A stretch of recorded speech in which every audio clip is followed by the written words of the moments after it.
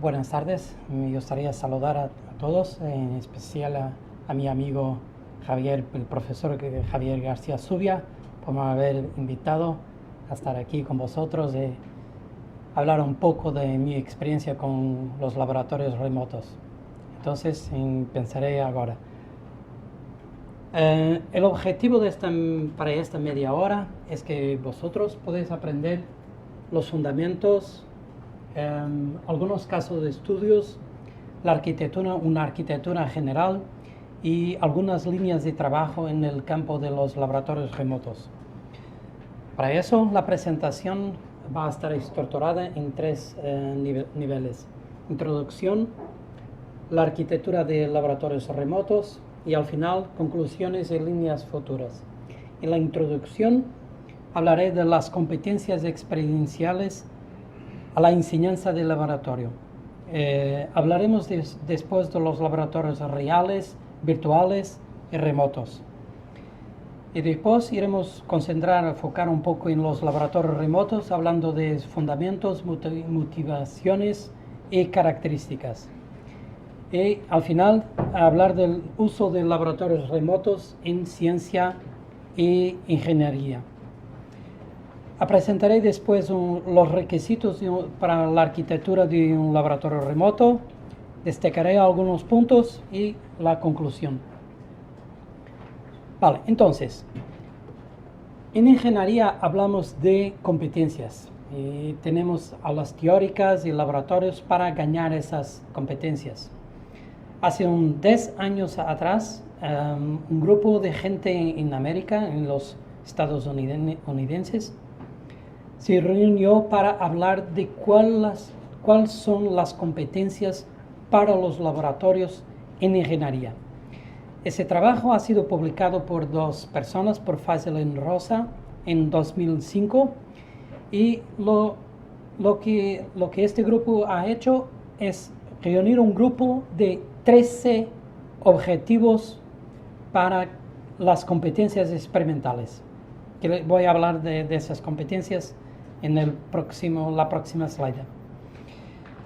Esa gente habló de 3 tipos de laboratorios, no en términos del acceso, pero en términos de cómo se pueden usar en ingeniería: para la educación, para el desarrollo y para la investigación.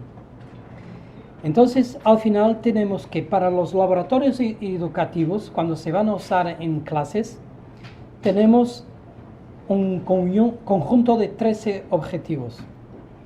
La verdad es que tenemos que ver con los laboratorios, con el tiempo. Si pensamos que hace 50 años atrás los laboratorios tenían los equipos, ahora casi todos los laboratorios tienen ordenadores. Y eso va a tornar el ambiente laboratorial más rico y al mismo tiempo más complejo. Entonces, los objetivos están en el artículo inicial, están en inglés, en la red, o podéis sacar una traducción de una persona llamada Juan Pablo Oliver, que es de Uruguay. Entonces pienso que hay algunas diferencias con el castellano, pero voy a usar este texto. Por ejemplo, el primer objetivo de los laboratorios: instrumentación. Los alumnos, si podemos ver aquí, completando los laboratorios durante la carrera de ingeniería, el estudiante podrá aplicar sensores apropiados, instrumentación y/o herramientas de software para realizar medidas de cantidades físicas.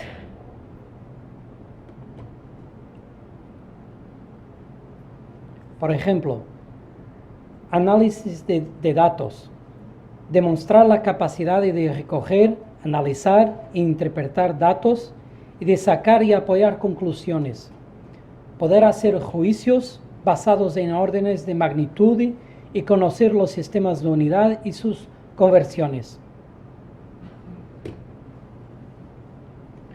Por ejemplo, creatividad. Demostrar niveles apropiados de pensamiento independiente, creatividad y capacidad de solucionar problemas del mundo real.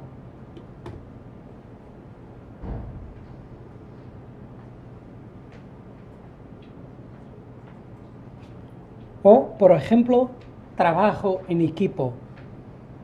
Trabajar eficazmente en equipo, incluyendo la estructuración de responsabilidades individuales y colectivas, asignar roles, responsabilidad y tareas, supervisar el progreso, cumplir con los plazos e integrar las contribuciones individuales en el integrable final.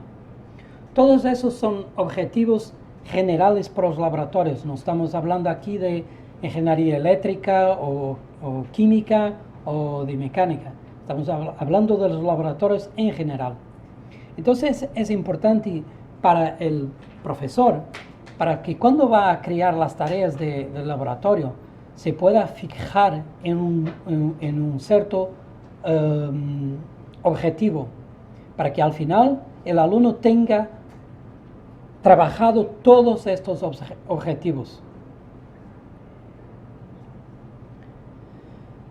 A ver, hablaremos ahora de cuál es la distinción entre los laboratorios reales, virtuales y remotos, para entender un poco cuando hablamos de laboratorios remotos, de qué estamos hablando.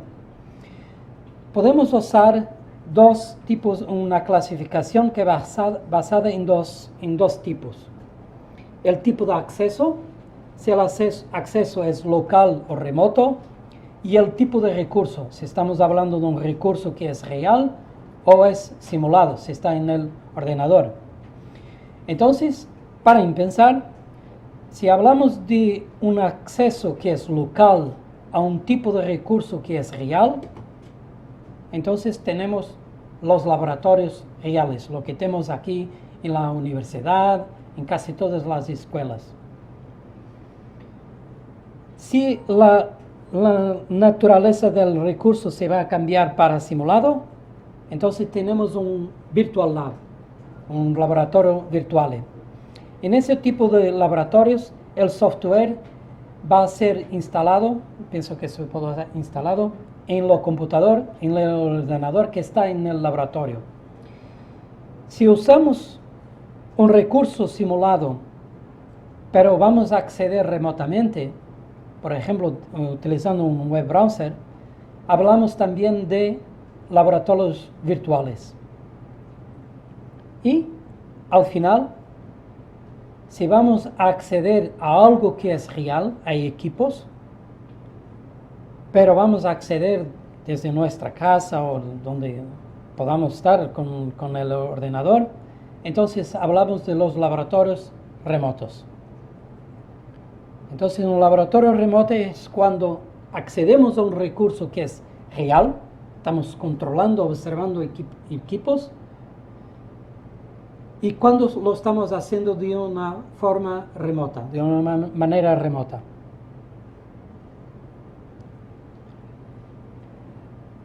La verdad es que es posible utilizar estos diferentes tipos de laboratorios para direccionar un poco mejor a los diferentes tipos de objetivos que hemos visto hace poco. Por ejemplo, para un dado objetivo de la creatividad, pienso que no será posible usar los laboratorios remotos, porque para tener creatividad tenemos que cambiar el experimento. Y ese tipo de acción es más difícil con laboratorios remotos. Entonces, es posible decir que se puede cumplir o enseñar mejor un tipo de objetivo con un tipo diferente de laboratorio. Eso va a ser la técnica y la arte de los profesores. ¿Cómo lo va a hacer? Hablando ahora de los fundamentos, motivaciones y características de los laboratorios remotos. Los laboratorios remotos han evoluido de dos direcciones. Una primera, en que podemos decir que la tecnología ha sido el motor principal, es que teníamos equipos que eran controlados ya por una interfaz electrónica. Con el advento, con el aparecimiento del computador, la interfaz cambió de manipuladores electrónicos para el ordenador. Después, los ordenadores se conectaron vía la red. Entonces, se ha tornado posible poder controlar estos equipos por computadores que están interconectados en la red. Entonces, aquí la dirección es la tecnología. Por otro lado, tenemos la educación. Con el aparecimiento del computador, aparecieron asignaturas o contenidos educacionales que estaban basados al computador, por ejemplo, con CDs. Entonces, con el aparecimiento de la World Wide Web, es posible acceder a esos contenidos a través del computador conectado a la red. Si podemos acceder a los contenidos, ¿por qué no hacer los experimentos a través de la red? Entonces, tenemos aquí como el motor principal la educación. La verdad es que si nosotros tenemos también un conjunto de experimentos remotos, podemos con esos experimentos crear un laboratorio. Si tenemos un laboratorio, podemos con varias instituciones crear una red de laboratorios remotos. Entonces, eso ha sido una manera, una dirección para el aparecimiento de las federaciones de laboratorios remotos, para que la comunidad educacional, la comunidad de las universidades pueda compartir los experimentos y los laboratorios. Al final es importante tener presente, entender que los laboratorios remotos son un recurso educativo. Hay personas que son los actores y hay tecnología. Es necesario entender las ideas, lo que los actores van a esperar de este recurso educativo. Y aquí podemos hablar de los profesores, de los estudiantes, de los técnicos de los laboratorios, de los diseñadores de los laboratorios y de los administradores, no solo de la red, como también de las instituciones. Entonces, ¿cuáles son las motivaciones para los laboratorios remotos? Si hablamos de los alumnos van a ver los laboratorios remotos como un recurso educativo que puede ser usado como complemento o extensión de las clases de laboratorio. No para sustituir, pero para hacer algo más.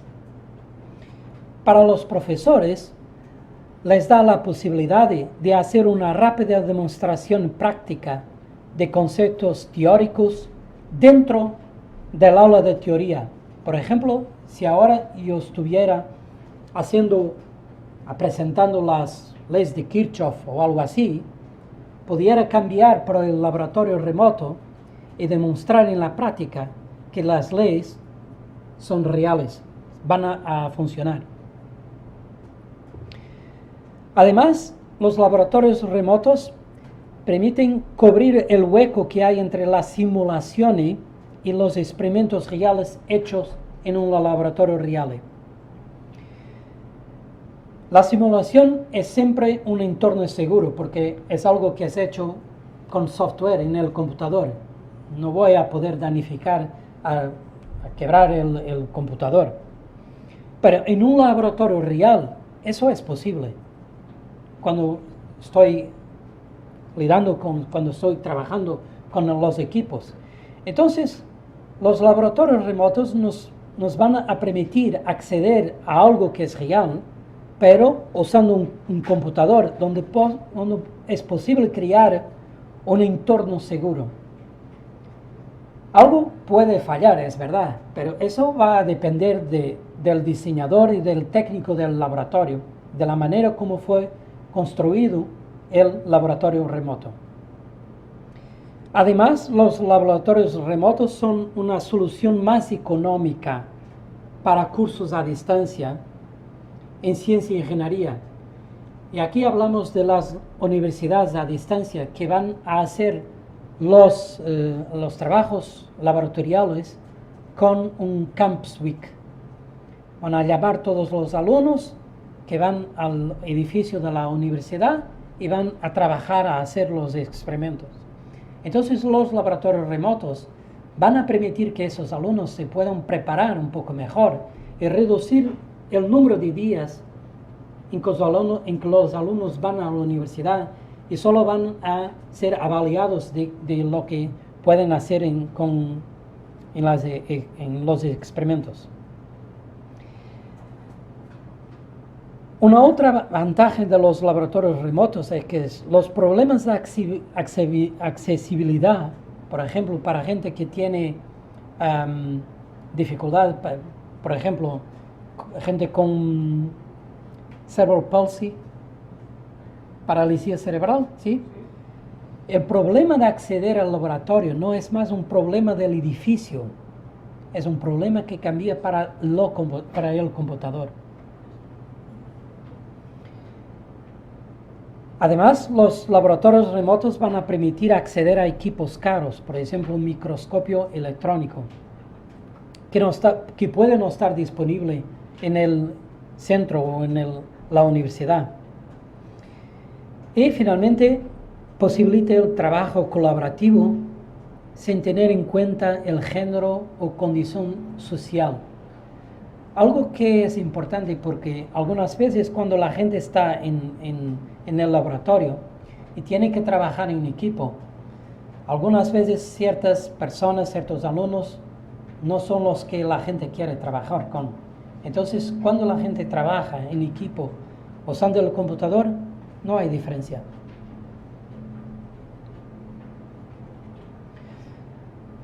Para terminar la introducción sobre los laboratorios remotos, hablaré un poco de las características. Aquí tenemos un poco más de términos un poco más técnicos que son importantes porque tiene que ver con la manera como las personas pueden acceder a los laboratorios. Eso resulta de un trabajo que ha sido hecho en parcería con Jubia, con el profesor Javier, en que tenemos diferentes características. Desde si podemos usar todos los tipos diferentes de sistemas operativos, Windows, Mac, Linux. Si vamos a usar solamente tráfico del tipo HTTP, HTTP, porque muchas de las veces las universidades van a bloquear con la firewall el acceso. Entonces hay muchas soluciones de laboratorios remotos que no van a funcionar, no porque el equipo no esté bien o el diseño, sino porque hay una política de seguridad que está definida por los administradores de la red.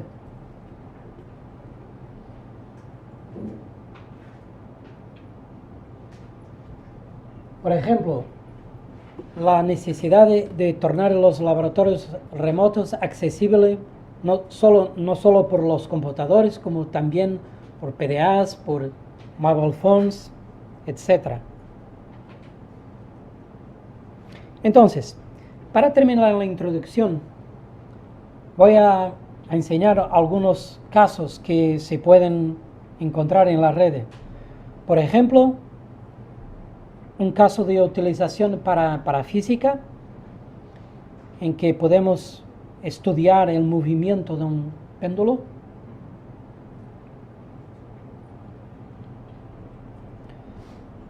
O, por ejemplo, para ver la respuesta de circuitos o sistemas digitales.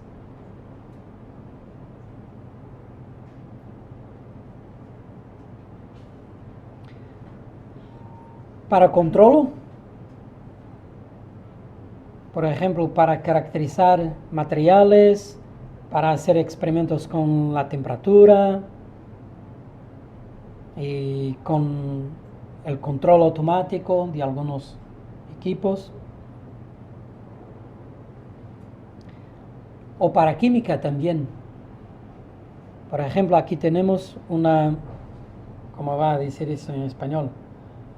Algo que es para separar el agua del etanol. Se llama una columna de estilo. Sí. La idea es que los laboratorios pueden ser usados para cualquier tipo de ingeniería.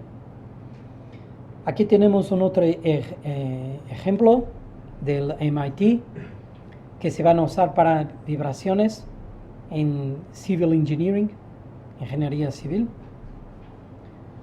Y finalmente, uno de los mejores experimentos de física del siglo XX, de acuerdo con el New York Times. La experiencia de Millikan, que va a permitir determinar o medir la carga eléctrica de un electrón. Ese experimento remoto se puede acceder desde la red SchoolNet de la Comisión Europea. Entonces, en este momento pienso que entendemos un poco mejor lo que son los laboratorios remotos cuando hablamos de ellos. Vamos a mirar ahora un poco la arquitectura de un laboratorio remoto. La arquitectura de un laboratorio remoto tiene que permitir la conexión entre el cliente y el experimento remoto. Y hay 4 tipos de situaciones. Cuando una persona accede a un experimento, cuando varias personas van a acceder a un solo experimento, cuando una persona puede acceder a varios experimentos, y el caso más difícil, que es cuando varias personas quieren acceder a diferentes experimentos. La idea de la arquitectura es permitir recrear un entorno real de laboratorio. Entonces, que cuestiones como la complejidad y la flexibilidad se tornan evidentes. Esta arquitectura general ha sido propuesta por un investigador alemán, Schmidt, en el año 2000. Entonces, a pesar de tener 10 años, aún resulta muy actual este tipo de arquitectura. Vamos a ver punto por punto. Primero, es necesario tener una conexión en tiempo real entre el cliente y los equipos, entre la Internet y la red de la universidad o de la institución donde están los equipos. Podemos llamar el servidor del experimento. Pero es necesario para los alumnos ver o oír lo que está pasando en el laboratorio. Y es también necesario que los alumnos puedan trabajar en equipo. Entonces es necesario un servidor más para los medios audio, vídeo y de colaboración.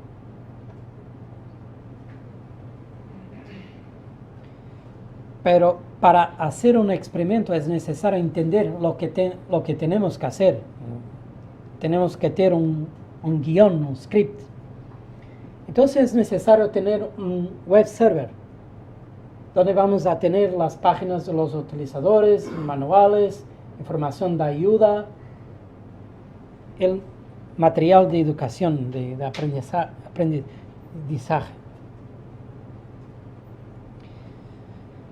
Además, porque podemos tener un experimento que va a ser usado por varios alumnos, es necesario reservar el experimento o el laboratorio.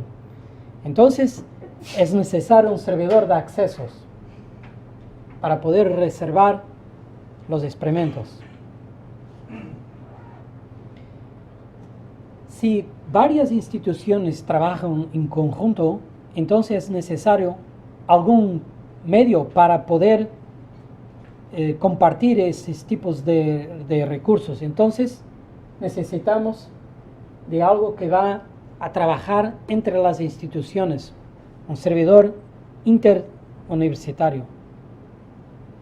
Y finalmente tenemos el cliente, el alumno o el profesor, que va a tener su ordenador, el web browser y va a conducir los experimentos.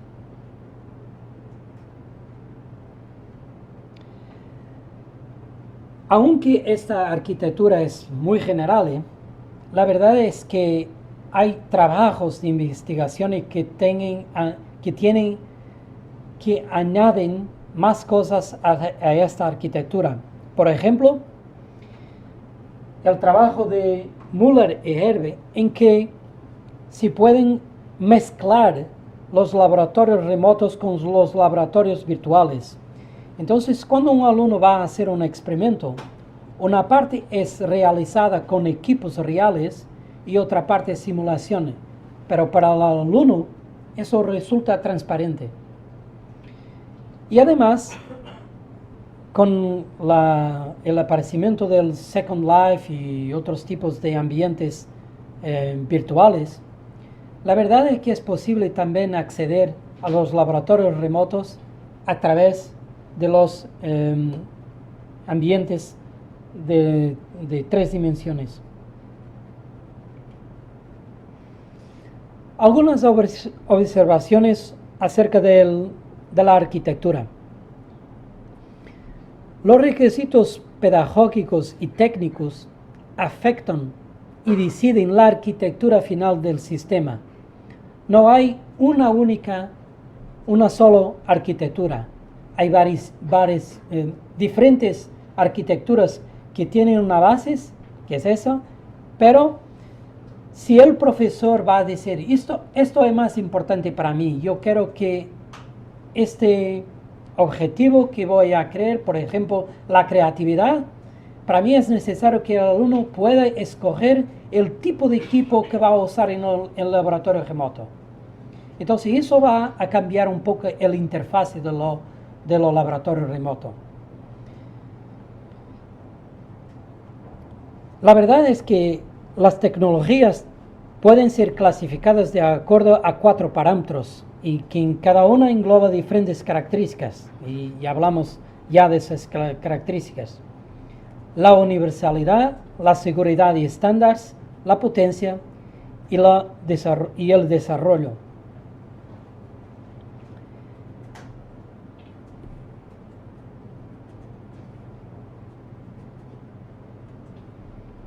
Conclusiones.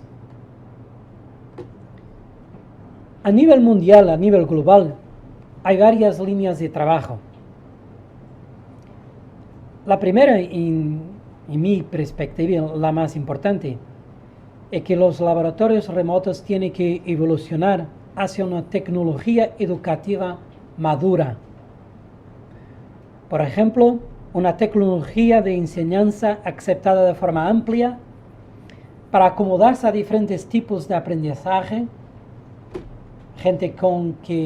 alumnos que tienen preferencia para aprender viendo, oyendo o haciendo las cosas, y también de acuerdo con las necesidades institucionales, y aquí podremos hablar no solo de las universidades, como también de las escuelas al nivel del secundario. Hay también una necesidad de una semántica para laboratorios remotos, para que cuando nosotros buscamos algo en la red, por ejemplo con Google, y queremos un experimento en el péndulo, podemos sacar de inmediato esos laboratorios y acceder y hacer esos experimentos. Es necesario también trabajar para una arquitectura estándar. Y aquí hay varios trabajos en este momento, desde el MIT con la arquitectura iLabs, la arquitectura de gente de Australia con Sara, y por ejemplo aquí el grupo del profesor Javier tiene un trabajo muy importante con la arquitectura de WebLab Deusto. Integración en entornos virtuales de 3 dimensiones, combinando con simulaciones, y al final crear un portfolio de experimentos remotos que cubran las necesidades de un grado completo. Todavía no hay en este momento que yo sepa, todos los experimentos remotos que van a hacer, todos los experimentos que un alumno hace en un grado de ingeniería eléctrica. Desde la física, de los circuitos electrónicos, controlo, ondas, waves, todo eso. Entonces, el objetivo para esta presentación era que vosotros podráis conocer los fundamentos, casos de aplicación, una arquitectura general y las líneas de trabajo futuro de los laboratorios remotos. Aquí cada uno de vosotros tiene que hacer esa self-evaluation, autoevaluación. He usado un conjunto de referencias que están indicadas durante la presentación, que puedo dejar aquí si queréis saber un poco más. Y muchas gracias por oírme. Gracias.